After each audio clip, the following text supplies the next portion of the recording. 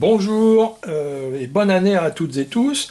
Me voici pour une ultime vidéo sur la maquette du Papis version 2.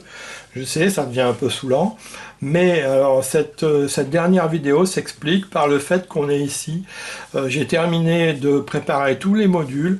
On est sur la version définitive, celle qui sera dans le prototype. Plus rien ne va changer, ni au point de vue logiciel, ni au point de vue matériel. Tout est fabriqué. On voit ici qu'il n'y a plus l'Arduino Uno, la carte Arduino Uno que j'ai enlevée, qui m'a servi au développement. Elle a été remplacée par mon module ATmega 328. On n'est plus connecté à mon PC. On a ici, j'ai fait un petit ampli BF, LM340, c'est largement suffisant, c'est pas très puissant, mais il y en a assez. Un haut-parleur, alors le haut-parleur c'est la seule chose qu'on ne retrouvera pas dans le prototype final, parce que c'est un haut-parleur que j'ai récupéré sur un téléviseur d'une grande marque, mais en fait la qualité est absolument déplorable. J'ai commandé un petit haut-parleur, en plus c'est un haut-parleur de 8 ohms, je vais expliquer après, j'aurais préféré un 4 ohms, et donc j'ai commandé un petit haut-parleur Visaton 60 mm de 4 ohms, que je vais recevoir d'un jour à l'autre. Mais disons que le reste, on est vraiment dans la configuration définitive. Ces derniers jours, à part j'ai fabriqué donc ces derniers modules, j'ai fini celui-là ici il y a une heure, je fais quelques petites améliorations logicielles sans importance, mais surtout j'ai travaillé un peu à l'autonomie. Parce que, à l'instar du Papis V1, on va fonctionner avec 4 piles LR6, des piles AA de 1,5 V, c'est-à-dire en 6 volts. Et je voulais que ça fonctionne longtemps. Le Papis V1 avait fonctionné plusieurs mois avec les mêmes piles, sans problème. Les consommations des deux Papis sont à peu près similaires, entre 35 et 45 mA, suivant les phases de fonctionnement. Seulement, voilà, je voulais pouvoir fonctionner avec des piles qui sont quand même encore plus au bout du rouleau que ce qu'on avait fait avec le Papis V1. Alors pour ce faire, ici, j'ai remplacé simplement le régulateur de tension ici. Parce qu'il y a un régulateur 5 volts, parce que les piles délivrent 6 volts, mais la plupart des modules, mon capteur, le module MP3, le processeur, fonctionnent en 5 volts. Donc il y a un petit régulateur 5 volts. Et jusqu'à présent, j'ai des régulateurs 7805 normaux qui ont une chute de tension qui se situe entre 1,5 V et 2 volts, ce qui n'est pas du tout négligeable, avec une pile, avec des piles en 6 volts, avec 1,5 V de tension, ben on a déjà 4,5, ce qui est largement inférieur à 5. Ça fonctionnait quand même, mais c'est quand même pas terrible.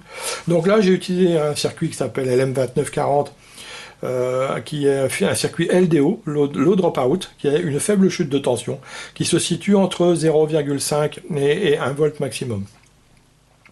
Et donc ça permet de fonctionner avec des piles beaucoup plus longtemps.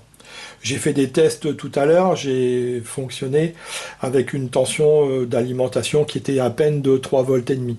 3 volts et demi au lieu de 6 volts, ça correspond à des piles qui sont vraiment au bout du rouleau. Rincé de chez rincé, et ça fonctionnait toujours. Bon, faut pas descendre en dessous, après ça cafouille, c'est normal. Mais disons que je suis content, on va fonctionner très longtemps avec simplement 4 piles. Voilà, c'est tout ce qu'il y avait à dire, les dernières améliorations que j'ai faites. Je vais le mettre en marche vite fait. Alors on va voir donc que ce haut-parleur, le son il est absolument déplorable. Je vais mettre en marche.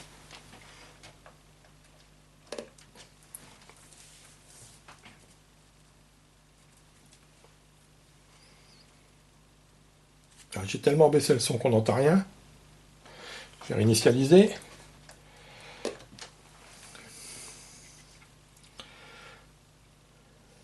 Bienvenue sur le Papis, collection 1. Voilà, bon, entendu, le son est bien sourd. Allez, je dis sûr, on va passer une carte vite fait. Les instruments à cordes. Ça, à ma connaissance, c'est l'alto. Alto.